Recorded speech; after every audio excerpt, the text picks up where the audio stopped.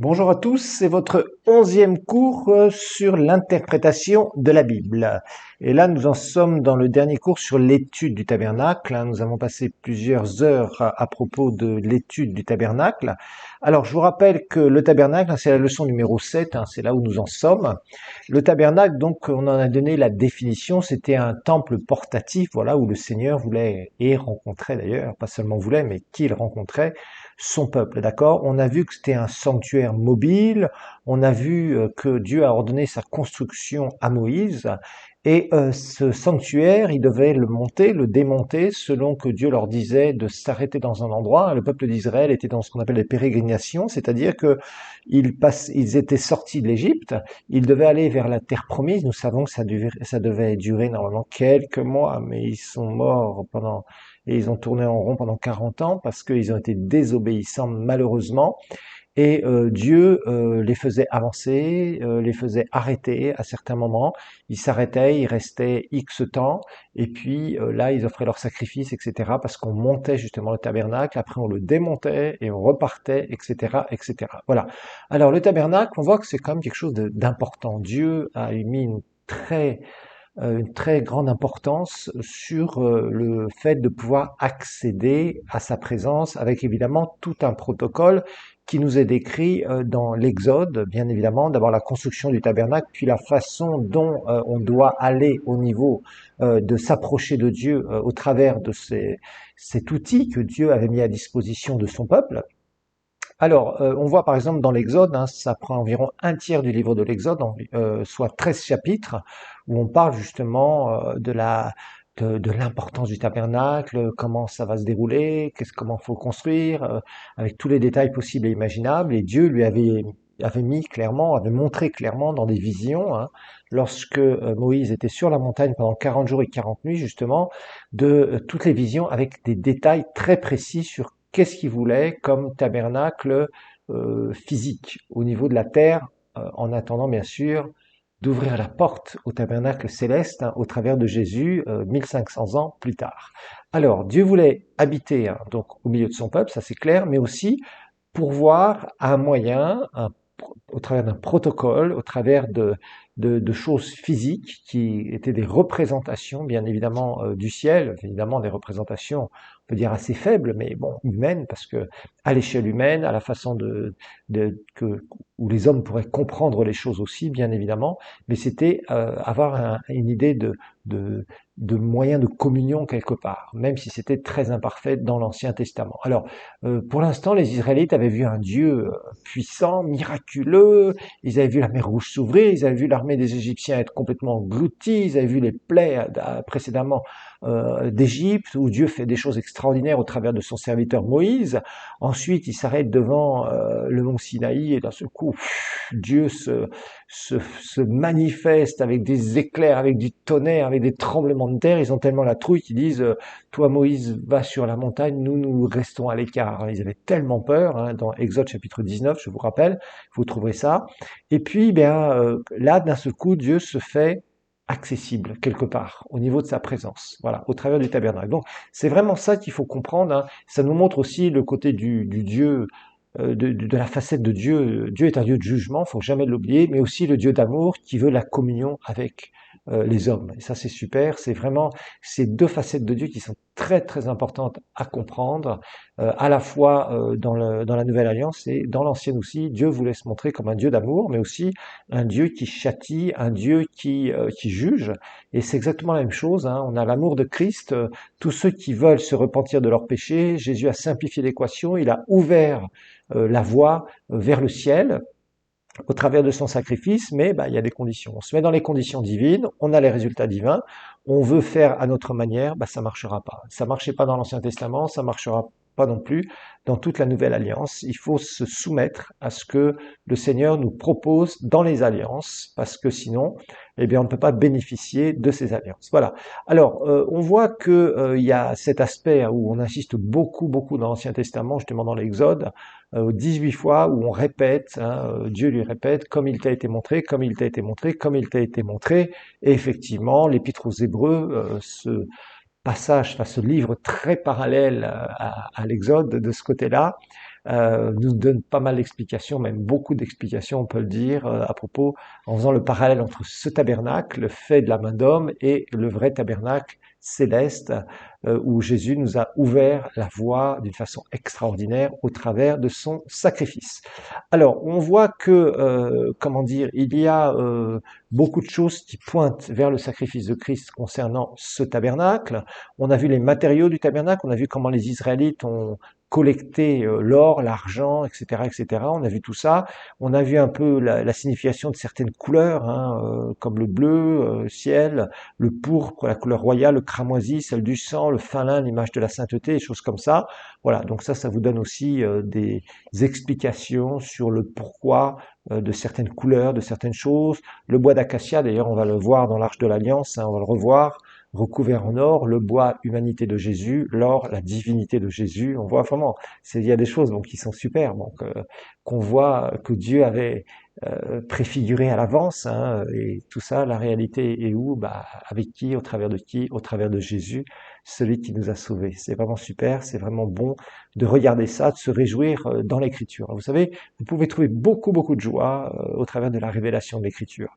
Rappelez-vous, la parole, c'est Jésus. Voilà, tout simplement. Et ça, c'est super. Alors, voilà le plan du sanctuaire, hein, dont vous avez un schéma, je vous rappelle, hein, il faut le revoir. J'espère que vous avez revu encore les vidéos, parce qu'elles vous montrent clairement toutes les différentes parties du tabernacle, et puis en même temps, ça appuie complètement le cours que je suis en train de vous faire ici, mais là, ça vous donne des images, donc c'est beaucoup plus pratique pour vous en rappeler. Je vous rappelle que bon, vous pouvez faire une étude absolument extensive sur tous les détails, au moindre petit truc près du tabernacle.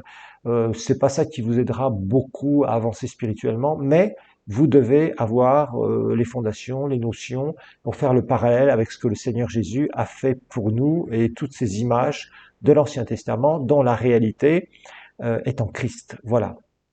Alors, quand on regarde le plan du tabernacle, hein, il y a deux choses. D'abord, le déroulement des sacerdoces, donc du sacrificateur, hein, et du souverain sacrificateur aussi, et puis le chemin de l'homme, hein, pour accéder à la présence de Dieu au travers des sacrifices. Voilà. Alors, en bref, on avait vu les descriptions, hein, donc on avait vu d'abord qu'il y avait une clôture qui entourait donc la tente, telle quelle, la tente d'assignation, la tente de la rencontre, comme Moïse l'a appelé, hein. Donc 25 mètres, cette clôture sur 50, des poteaux, 2 mètres 50 de hauteur, espacé de 2 mètres 50 aussi, une porte, Christ est la porte, je vous le rappelle, seul moyen d'accès, hein. Le pécheur perdu doit rester à l'extérieur et il ne voit pas ce qui se passe à l'intérieur. Par contre, s'il veut pouvoir s'approcher de la présence de Dieu, il doit passer par la porte et suivre le chemin. Bon, évidemment, ça vous dit des choses, hein, par rapport à la porte et le chemin aussi. On va pas revenir là-dessus. Ensuite, la première chose qu'il voyait, bah, le pécheur perdu, bah, il s'arrêtait là d'ailleurs, c'était à l'autel des sacrifices. L'autel des sacrifices, on a vu, hein, le pécheur arrive, il apporte son animal, et puis le sacrificateur prend le relais. Il prend l'animal et il commence à faire un certain nombre de choses, à égorger l'animal, à répandre le sang, à brûler l'animal, etc., etc., etc.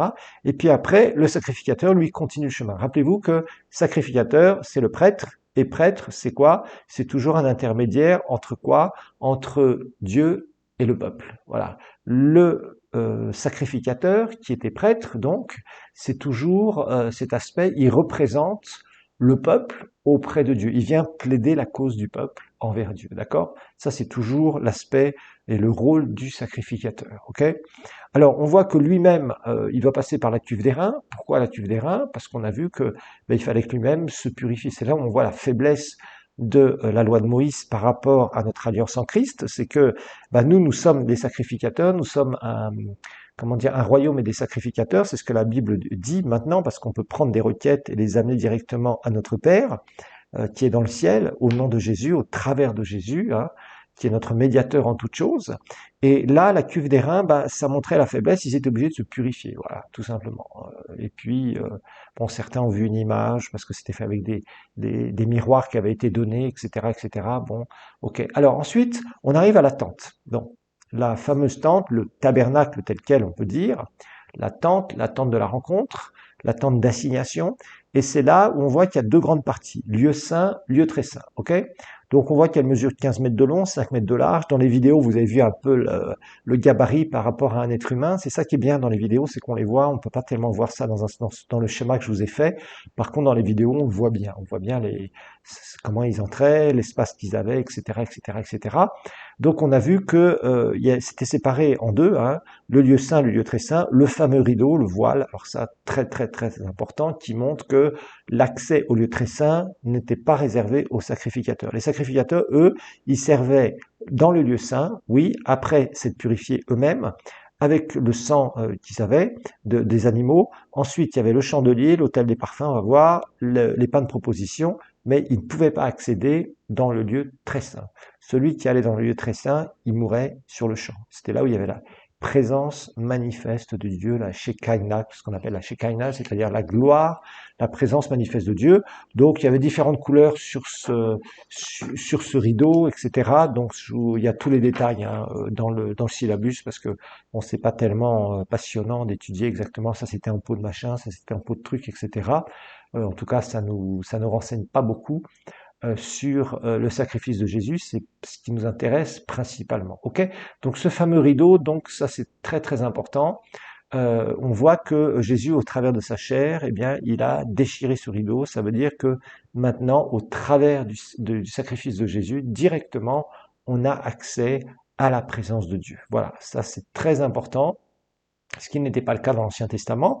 On a vu par contre que le souverain sacrificateur, lui, pouvait entrer une seule fois par an, pas plus, hein, on l'a vu largement dans l'Épître aux Hébreux, dans le lieu très saint, et il avait plutôt intérêt à bien se préparer parce que c'est lui qui apportait pour le sacrifice pour les péchés d'Israël une fois par an, les péchés du peuple euh, tout entier. Voilà. Et ça, c'est vraiment l'image de Jésus qui est venu porter tous nos péchés, qui est mort une seule fois, bien évidemment. Mais le souverain sacrificateur, lui, une fois par an, il est obligé de rentrer dans le lieu très saint.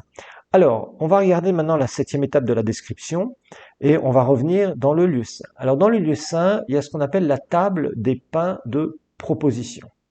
La table des pains de proposition, alors, elle était faite, hein, c'est donc, vous l'avez à droite sur le schéma, à l'entrée, donc il rentrait, et à droite, il y avait la table des pains de proposition, donc bon, avec quelques détails qu'on va découvrir, donc en bois d'acacia, recouvert d'or, toujours, hein, Jésus est le pain qui est descendu du ciel, hein, je vous le rappelle, ok, c'est le pain vivant, hein, Jean 6, 51, je vous rappelle, le pain vivant qui descend du ciel, c'est Christ, bien évidemment.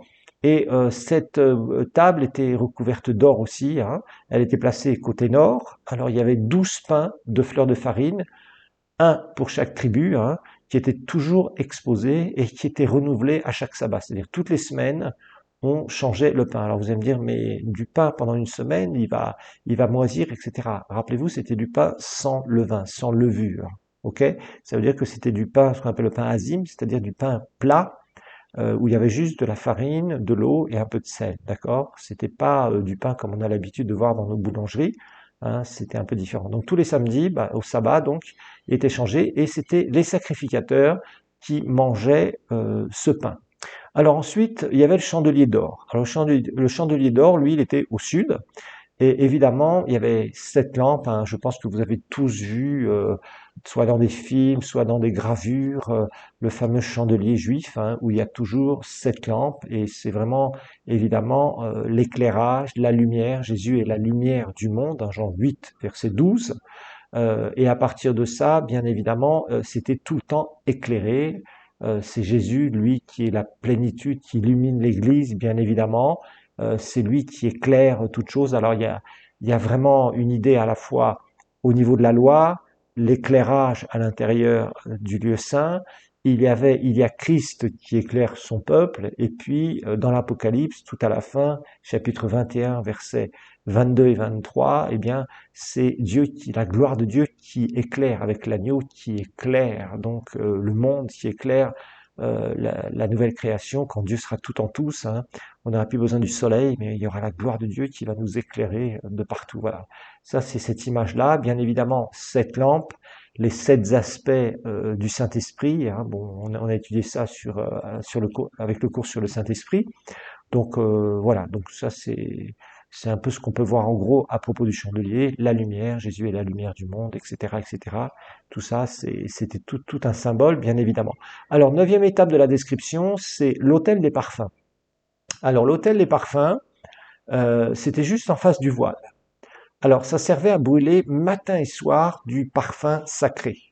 Hein, l'encens, les parfums très sacrés qui devaient préparer. Vous trouverez ça dans Exode chapitre 30, hein, où ils devaient préparer d'une certaine manière les parfums pour qu'il y ait cette odeur hein, toujours qui soit là, et c'est toujours l'idée. Alors évidemment, c'est cette odeur, cette fumée qui monte de la terre vers le ciel et qui nous montre toujours ce symbolisme de la prière d'adoration, la prière d'intercession. Hein. On trouve ça dans l'Apocalypse, on trouve ça dans différents endroits. On a étudié donc la prière d'adoration. On a étudié à différentes reprises justement l'encens, cet aspect, ce parfum très odoriférant qui amène une odeur qui part de la terre vers le ciel. C'est toujours le signe de l'adoration et en même temps de l'intercession aussi. Hein. C'est une préfiguration, certains ont vu ça comme la préfiguration du ministère d'intercession de Jésus, du ministère actuel et céleste de Christ. Tout ça, nous l'avons vu par rapport à, comment dire, dans l'identification. Donc, je vous ai remis des références dans le syllabus. Hein, je ne veux pas réinsister là-dessus parce que sinon on va passer beaucoup de temps sur des choses qu'on avait déjà vues. Hein, mais bon, on sait que l'encens est le symbole de l'adoration, parfum qui monte du ciel vers la terre, qui est d'une odeur agréable à Dieu, comme notre adoration, l'adoration qui est faite avec justement quelqu'un qui est né de nouveau, qui plaît à Dieu, qui a été justifié par la foi au travers du sang de Jésus. Voilà. Alors, 10e étape maintenant. 10e étape, le voile. Alors, le voile qui va séparer donc le lieu saint du lieu très saint. On trouve ça dans Exode 26, versets 31 à 33. Donc il y a un voile, hein, on le sait, entre lieu saint et lieu très saint. Alors là, c'est vraiment, c'est bordé de chérubins. Alors pourquoi les chérubins?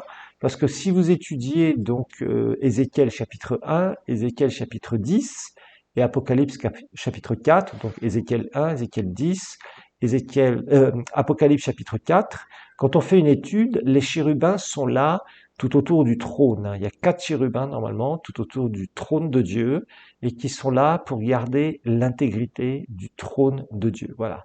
Et ça, c'est le symbole toujours de la présence inaccessible de l'Éternel. Voilà, c'était ça l'idée ici sur le voile. Ça veut dire que la Bible d'ailleurs nous dit dans Hébreux chapitre 9, versets 6 à 8, que le Saint-Esprit hein, montrait par là, au travers du voile, que le chemin du lieu très saint n'était pas encore ouvert.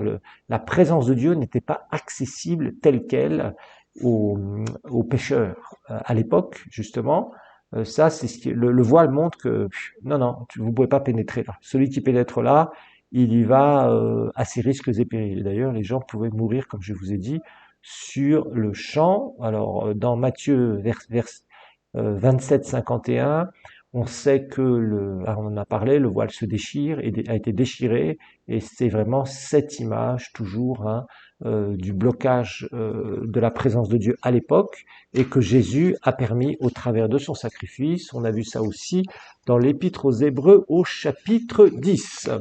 Alors on a encore 2 étapes pour terminer. Alors, une fois que le souverain sacrificateur avait le droit de pénétrer dans le lieu très saint, il faisait face à un coffre. Un coffre où il y avait des barres pour le transporter, il y avait des pieds aussi, et ce coffre était appelé l'arche de l'Alliance. Et l'arche de l'Alliance, c'est vraiment l'objet principal du tabernacle. Ça, c'est très très important à comprendre. Cette arche de l'Alliance était là juste au-dessus où il y avait la présence manifeste de Dieu. Et là, c'est vraiment le type de Christ. Le type de Christ. Voilà. Alors ça, c'est quelque chose qu'il faut bien comprendre parce que cette arche de l'Alliance, c'était là où il y avait présence extraordinaire, manifeste de Dieu, et vous ne pouvez pas jouer avec ça. Je vous rappelle que le souverain sacrificateur ne pouvait entrer dans le lieu très saint qu'une seule fois par an. Et là, c'est l'image de Christ. Image de Christ. Alors, c'était un coffre en bois d'acacia, je vous rappelle, l'humanité de Jésus, le bois, recouvert d'or, gloire de Christ. Alors, il mesurait à peu près 1,25 m de long. 1,25 m de long, c'était pas très grand en fait, 1,25 m, 75 de large, 75 de haut. Voilà, 1,25 m de long, 75 de large et 75 de haut. Et il y avait différentes choses dans ce coffre, ok? Il y avait un couvercle qu'on appelait le propitiatoire, ok? Donc rappelez-vous, hein, l'arche de l'alliance, c'est tout le coffre. Mais il y avait un couvercle que la Bible, ça a été traduit comme ça, le propitiatoire. Propitiatoire, ça vient de propice, ça vient de proche. Voilà, c'est ça l'idée en fait quand Louis II a traduit ce couvercle, hein, propitiatoire. Donc 1,25 m de long, 75 cm de large, 75 cm de haut, hein, vous trouverez ça dans Exode 25. Donc, alors, plusieurs choses à l'intérieur. D'abord, l'étable de la loi. Donc à l'intérieur, il y avait l'étable de la loi, il y avait l'étable de la loi, les 10 commandements, hein, les 10 commandements étaient dedans. Vous trouverez ça dans Hébreux 9. Hein. Ensuite, à l'intérieur aussi, il y avait la verge d'Aaron. La verge d'Aaron qui avait justement fleuri. Hein, vous trouverez ça dans Hébreux 9 aussi et dans Exode 16. Et là, l'image, c'est le type de la résurrection. Voilà. Ça veut dire qu'il y avait une branche qui était coupée. Et normalement, une branche, si vous la coupez, si elle a des feuilles ou si elle a des petites branches qui sortent de la branche principale, qu'est-ce qui va se passer au bout d'un moment? Bah, ça va mourir, ça va sécher. Et au bout d'un moment, même les feuilles vont tomber. Il va rester une branche un peu nue. Ou peut-être les petits morceaux de branchage qui essayaient de pousser, bah, vous aussi, si vous les touchez, d'un seul coup, pof, ils vont, comme ils sont morts, ça va tomber aussi. Alors là, cette branche avait fleuri. Et c'est là où il y a l'image qui est très forte. Donc il y a la loi de Moïse qui, bien sûr, représente la parole de Dieu. Et il y a cette verge d'Aaron qui représente quoi? Qui représente de la mort d'un bout de bois qui n'est pas sur un arbre, donc qui n'a pas de sève, qui passe au travers pour lui donner la vie. Eh bien, à partir de ce bois mort, il y a la vie, puisque cette verge d'Aaron avait fleuri et qu'elle restait comme ça. C'était un pur miracle. D'ailleurs, un miracle continuel. Et aussi, bien sûr, il y avait la manne qui est bien sûr Jésus, le pain de vie, d'accord? Le pain de vie, bon, on a Jean chapitre 6, hein, où Jésus dit « Je suis le pain de vie », etc., etc. Donc tout ça, ça se trouvait dans le coffre, hein, donc dans l'arche de l'Alliance. Ok, bien sûr, c'était recouvert d'un couvercle donc qui s'appelait le propitiatoire. Ok, alors le propitiatoire, c'était ce couvercle aussi qui était en bois d'acacia, recouvert, etc. Donc d'or, etc. Il y avait les deux chérubins. Bon, on voit vraiment, il y a une attention très très très particulière sur cet objet principal du tabernacle parce que c'était là où Dieu allait se manifester. Donc les chérubins qui étaient les gardiens de la présence de Dieu. Vous savez, Adam et Ève, quand ils ont péché, qu'est-ce qui s'est passé? Il y a eu des chérubins qui les ont empêchés de rentrer à nouveau dans le jardin d'Éden, d'avoir accès donc aussi à la présence de Dieu. Pourquoi? Parce qu'ils étaient devenus pécheurs perdus. Voilà. Donc dans cette arche de l'alliance, hein, on voit donc la loi, c'est-à-dire la parole de Dieu. On voit un symbole de la mort et de la résurrection de Jésus. Hein, tout ça, ça préfigurait Christ. Hein. C'est pour ça que ça représente tout. Et ce coffre est fait en bois, humanité de Jésus. Hein, c'est ce qui contient ces éléments, ces trois éléments particuliers, et recouvert d'or, divinité de Jésus. Okay. La manne qui est vraiment cette nourriture régulière et qui ne pourrissait jamais. Et là aussi, c'est un miracle permanent qui se produisait dans l'arche de l'alliance. Voilà. Donc ça, c'est vraiment super de voir ça parce que c'est vraiment, enfin, c'était des miracles permanents. Ils voyaient des miracles constamment ces gens-là. C'était fou. Hein. C'était incroyable. Donc l'accès, c'était réservé. Voilà, tout simplement. C'était vraiment cet aspect où on ne joue pas avec la présence de Dieu. C'était quelque chose d'important. Il y avait tous ces symboles qui étaient là, toute cette représentation. Et là, justement, la gloire descendait justement, comment dire, au-dessus des chérubins, juste sur le lieu très saint. Alors, c'est 12e étape de la description maintenant, c'est la nuée. La nuée, là, la nuée, ça va aussi être tout un symbole. C'était une réalité, bien sûr. C'était une représentation de la présence manifeste de Dieu, hein. Donc, une fois que le tabernacle est dressé, juste le premier jour de la deuxième année, hein, Dieu va couvrir de sa gloire le dessus du tabernacle, hein. Vous trouverez ça dans Exode 40, hein, versets 17, versets 34 et 35. Hein. C'était donc, comme je vous l'ai dit précédemment, la Shekinah, c'est-à-dire la présence glorieuse du Seigneur, la présence manifeste de Dieu qui était là et en fait, qui se montrait. Les Israélites voyaient cette nuée, c'était incroyable. Et la nuit, c'était l'apparence d'un feu, une colonne de feu. Hein. C'était waouh, ça devait être sacrément impressionnant. Hein. Donc tout le séjour au désert, hein, c'est la nuée va reposer continuellement sur le tabernacle, bien sûr quand il est construit, et la nuit, c'est l'apparence d'un feu. Et la Bible nous dit dans Nombre 9, versets 15 à 17, ça on peut le lire, c'est vraiment intéressant. Nombre 9, 15 à 17, lisons ensemble. Nombre 9, versets 15 à 17. Le jour où le tabernacle fut dressé, la nuée couvrit le tabernacle, la tente d'assignation, et depuis le soir jusqu'au matin, elle eut sur le tabernacle l'apparence d'un feu. Waouh, ça a dû être. Je sais pas si beaucoup ont dormi pendant cette nuit-là, mais ils ont dû dire waouh. Elle en fut continuellement ainsi. La nuée couvrait. Il en fut continuellement ainsi, pardon. La nuée couvrait le tabernacle et elle avait de nuit l'apparence d'un feu. Quand la nuée s'élevait de dessus de la tente, les enfants d'Israël partaient et les enfants d'Israël campaient dans le lieu où s'arrêtait la nuée.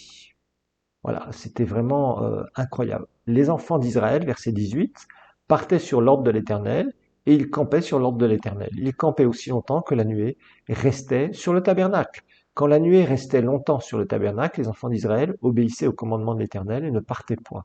Quand la nuée restait peu de jours sur le tabernacle, ils campaient sur l'ordre de l'Éternel et ils partaient sur l'ordre de l'Éternel. Si la nuée s'arrêtait du soir au matin, et s'élevait le matin, il partait. Si la nuée s'élevait après un jour et une nuit, il partait. Si la nuée s'arrêtait sur le tabernacle 2 jours ou un mois ou une année, les enfants d'Israël restaient campés et ne partaient point. Et quand elle s'élevait, ils partaient. Donc vous voyez, c'est vraiment, on voit que c'est vraiment cette nuée, bien sûr, symbole du Saint-Esprit, ça c'est clair, qui les dirigeait, ni plus ni moins. Voilà.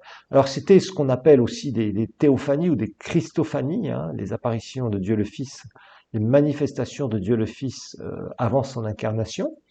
Donc on voit vraiment cette beauté qui était là de cette nuée, ça devait être très impressionnant. Imaginez-vous, vous êtes là avec presque, on suppose, environ 3 millions de personnes que les Israélites représentaient à peu près. Et puis d'un seul coup, cette nuée, d'un seul coup se levait et les Israélites, je crois qu'ils sonnaient de la trompette. Enfin, il y avait tout un rite pour se préparer, pour se mettre ensemble, pour s'organiser. Ils étaient bien organisés avec les 12 tribus, les princes des 12 tribus, avec tous ceux, enfin toute une hiérarchie qui était là d'organisation. Et en fait, ce qui se passait, c'est que ils préparaient, ils partaient et ils montaient le tabernacle, hein, et ils démontaient le tabernacle. Voilà. Alors bon. Il y avait les Kéatites hein, et les Gershonites aussi, et les Méharites de temps en temps, je crois, qui faisaient ça. Donc c'est c'est ce qui se passait. Voilà, ils montaient, ils démontaient, ils montaient, ils démontaient, selon que Dieu les dirigeait. Voilà. Alors quand il y a eu la conquête de Canaan, hein, pour la petite histoire, donc l'arche va rester au camp de Gilgal. Plus tard, Josué dressera le tabernacle à Siloé, où il restera pendant la période des juges. Voilà, donc le tabernacle restera pendant la période des juges. Bon, il y a eu on a entreposé, après on l'a fait sortir, etc., etc. Puis petit à petit, ben ça a commencé à disparaître au fur et à mesure. Salomon va la transporter ensuite dans le temple hein, qu'il va construire.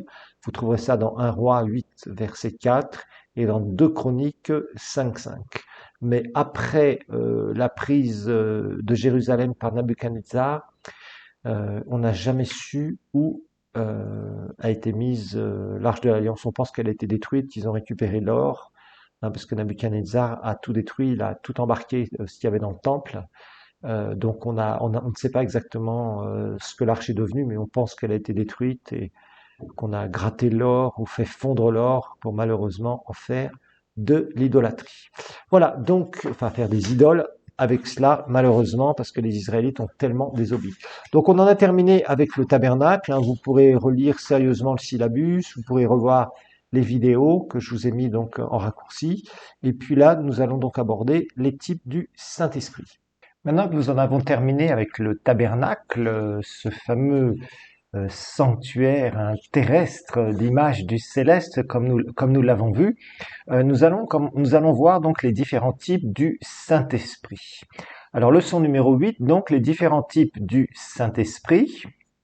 Rappelez-vous, un type, donc on a vu que c'est un personnage, hein, dont le caractère ou les événements qu'il a vécu peuvent être pris comme parallèle avec la vie et la personne et l'œuvre de Jésus. Bon, bien, on va voir quelques types du Saint-Esprit, hein, parce qu'on a eu un cours assez important sur le Saint-Esprit. On a vu pas mal d'emblèmes du Saint-Esprit, on a vu le caractère du Saint-Esprit, la personnalité du Saint-Esprit, etc., etc. Donc c'est pour ça que là, on va voir certaines choses assez rapidement, mais quand même, ça va nous éclairer un petit peu sur certains types du Saint-Esprit. Alors, le premier type du Saint-Esprit que nous allons étudier et voir brièvement, donc c'est Eliezer. Alors, qui était Eliezer? On trouve son histoire dans Genèse chapitre 24. Genèse chapitre 24, on voit verset 1, Abraham était vieux et avancé en âge et l'Éternel avait béni Abraham en toutes choses. J'aime bien ce morceau de verset. On voit Abraham qui est avancé en âge et Dieu l'a béni en toutes choses. Il l'a béni spirituellement, il l'a béni relationnellement, il l'a béni physiquement, hein, il a eu son fils, il a eu le fils de la promesse, et il a été aussi béni financièrement. Ça résume toute la prospérité d'Abraham, hein, cette relation extraordinaire qu'il avait avec le Seigneur, comment il a marché avec le Seigneur, avec ses qualités lui-même, hein, et ses défauts. Abraham n'était pas parfait, nous l'avons vu, et nous continuerons à le voir. Mais on voit que Dieu ne cherche pas des personnes qui sont parfaites, qui vont jamais faire d'erreur, mais il cherche des personnes qui ont un cœur comme lui, c'est-à-dire des personnes qui sont capables vraiment de voir comment elles sont, etc. Et le cœur selon Dieu, c'est vraiment des gens qui ne veulent pas s'élever, qui cherchent pas à être orgueilleux, c'est des personnes qui vraiment aiment le Seigneur pour qui il est, non pas pour ce qu'il donne, parce que ça aussi c'est devenu la grande mode actuellement, et aussi qui ont des qualités puis ont des faiblesses. Et dans leurs faiblesses, où parfois ils tombent, Dieu les relève, etc., etc. Et Abraham a été ce genre de personnage. Alors vers la fin de la vie d'Abraham, on voit que Abraham va se soucier de sa succession et surtout que Isaac, le fils de la promesse, puisse vraiment marcher dans ses voies et épouser la bonne personne. Voilà. Alors, verset 2, Genèse 24, Abraham dit à son serviteur, le plus ancien de sa maison, l'intendant de tous ses biens, mais je te prie ta main sous ma cuisse et je te ferai jurer par l'Éternel, le Dieu du ciel et de la terre, de ne pas prendre pour mon fils une femme parmi les filles des Cananéennes, une païenne qui risque d'influencer son fils, au milieu desquels j'habite, mais d'aller dans mon pays, dans ma patrie, prendre une femme pour mon fils Isaac. Le serviteur lui répondit, peut-être la femme ne voudra-t-elle pas me suivre dans ce pays-ci? Devrais-je mener ton fils dans le pays d'où tu es sorti? Abraham lui dit, garde-toi d'y mener mon fils. L'Éternel, le Dieu du ciel, qui m'a fait sortir de la maison de mon père et de ma patrie, qui m'a parlé et qui m'a juré en disant, je te donnerai ce pays à ta postérité, pardon, lui-même enverra son ange devant toi, et c'est de là que tu prendras une femme pour mon fils. Si la femme ne veut pas te suivre, tu seras dégagé de ce serment que je vais te faire seulement, tu n'y mèneras pas son fils. Bon, le serviteur, donc Eliezer, va donc s'exécuter, il va aller donc en Mésopotamie, hein, dans la ville de Nachor, tout près, et là, bon, il va y avoir une histoire qu'on connaît un peu tous, hein, il va faire boire, enfin, il va y avoir donc tous les animaux qu'il va amener avec lui, hein, pour le transport, tous les chameaux, et puis là, bon, il va mettre un signe devant le Seigneur. Je vous rappelle qu'on met plus de signes devant le Seigneur nous-mêmes, mais Dieu le dirige d'une manière très particulière, et puis, bien voilà, il ramène Rebecca vers la maison du Père pour le Fils. Alors, quelle est l'image ici? C'est le serviteur qui va chercher une épouse pour le Fils. Voilà, tout simplement. Et ça, c'est vraiment un des types du Saint-Esprit. Eliezer est vraiment un type du Saint-Esprit parce que le Saint-Esprit, c'est lui qui est en train de chercher l'épouse de Christ, de constituer ce corps de Christ, l'épouse de Christ. Et il y a un jour, cette épouse sera enlevée, sera ramenée vers le Fils. Voilà, tout simplement. Donc c'est toute une image ici de Eliezer, un type du Saint-Esprit. Alors il y a aussi la nuée dans 1 Corinthiens chapitre 10, on en parle, c'est Paul qui nous dit aussi, 1 Corinthiens chapitre 10, à partir du verset 1, Frères, 1 Corinthiens 10, 1, la nuée, donc type du Saint-Esprit. Il est dit, frères, je ne veux pas que vous ignoriez que vos pères ont tous été sous la nuée, qu'ils sont tous passés au travers de la mer, qu'ils ont tous été baptisés, immergés en Moïse, dans la nuée et dans la mer, qu'ils ont tous mangé un aliment spirituel et qu'ils ont tous bu le même breuvage spirituel, car ils buvaient un rocher spirituel qui les suivait. Ce rocher était Christ. Alors, Exode 13, Exode chapitre 13, verset 20. Exode 13, verset 20. Ils partirent de Sukkot et ils campèrent à Étam, à l'extrémité du désert. Donc Exode 13, verset 20. L'Éternel allait devant eux le jour dans une colonne de nuée pour les guider dans leur chemin, et la nuit dans une colonne de feu pour les éclairer afin qu'ils marchassent jour et nuit. La colonne de nuit ne se retirait point de devant le peuple pendant le jour, ni la colonne de feu pendant la nuit. Alors, on sait que cette image de la nuée, c'était l'image du Saint-Esprit, bien évidemment. Elle était claire du côté du peuple, elle était aveuglante du côté de l'ennemi, bien sûr, et Dieu parlait dans la nuée par le Saint-Esprit. Donc elle était devant le peuple, il y avait un côté de direction, je vous le rappelle, et cette idée, c'est bien sûr de toujours regarder devant pour aller dans les plans de Dieu. Elle était facile à suivre, bien évidemment, direction divine. Tout ça, c'est très simple pour nous. Bon, et voilà, la nuée, donc, c'est un type aussi du Saint-Esprit. Alors, on a aussi dans Ézéchiel 47 l'image dans cette vision, toute une image dans Ézéchiel 47. On avait quand même étudié ça, donc je reviens très très brièvement. C'est juste pour vous rappeler certaines choses. Eliezer, la nuée, comment dire, la vision aussi, justement, d'Ézéchiel dans l'Ancien Testament, de ce fleuve. Alors regardons ensemble donc Ézéchiel 47. Tout ça, c'est pour vous donner un petit peu de repères dits théologiques, parce que vous verrez souvent dans les commentaires, par exemple dans la Bible à commentaire Scofield, vous verrez ce genre de choses. Donc Ézéchiel 47, verset 1, « Il me ramena vers la porte de la maison, et voici de l'eau sortait sous le seuil de la maison à l'orient, c'est-à-dire à l'est, car la face de la maison était à l'orient. L'eau descendait sous le côté droit de la maison, au midi, c'est-à-dire vers le sud de l'autel. Il me conduisit par le chemin de la porte septentrionale au nord, et me fit faire le tour par dehors jusqu'à l'extérieur de la porte orientale. Et voici l'eau coulait du côté droit. Alors l'homme s'avança vers l'orient. Il avait dans la main un cordeau. Il mesura 1000 coudées, environ 1000 mètres, et il me fit traverser l'eau, et j'avais de l'eau jusqu'aux chevilles. Il mesura encore 1000 coudées, et me fit traverser l'eau, et j'avais de l'eau jusqu'aux genoux. Il mesura encore 1000 coudées, et me fit traverser, et j'avais de l'eau jusqu'aux reins. Il mesura encore 1000 coudées, c'était un torrent que je ne pouvais traverser, car l'eau était si profonde qu'il fallait y nager. C'était un torrent qu'on ne pouvait traverser. Donc il y a toute une image dans cette vision. Au verset 8, donc, il me dit, cette eau coulera vers le district oriental, descendra dans la plaine et entrera dans la mer. Lorsqu'elle sera jetée dans la mer, les eaux de la mer deviendront saines.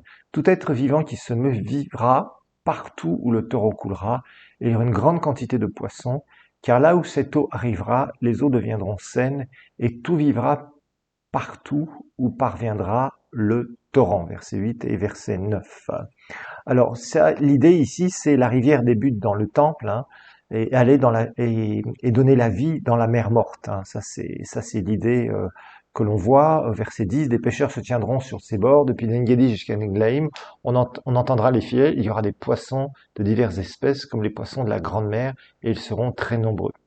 Alors, le sel sur les rives, hein, c'est l'image de ceux qui passeront à côté du réveil. On va voir ça au verset 12. Ces marais et ces fosses ne seront point assainis, ils seront point abandonnés au sel. Sur le torrent et sur les bords de chaque côté croîtront toutes sortes d'arbres fruitiers. Leur feuillage ne se flétrira point, leur fruit n'aura point de fin. Ils mûriront tous les mois parce que les eaux sortiront du sanctuaire. Leurs fruits serviront de nourriture et leurs feuilles de remède. Alors, le sel sur les rives, c'est l'image donc de ceux qui passeront à côté du réveil. Et on retrouve un peu ce même genre de vision dans l'Apocalypse 22. Hein. On avait commenté Ézéchiel 47, je ne vais pas revenir dessus. Apocalypse 22, c'est juste pour vous remettre dans le contexte des types du Saint-Esprit, hein, puisqu'on est dans les types et les ombres.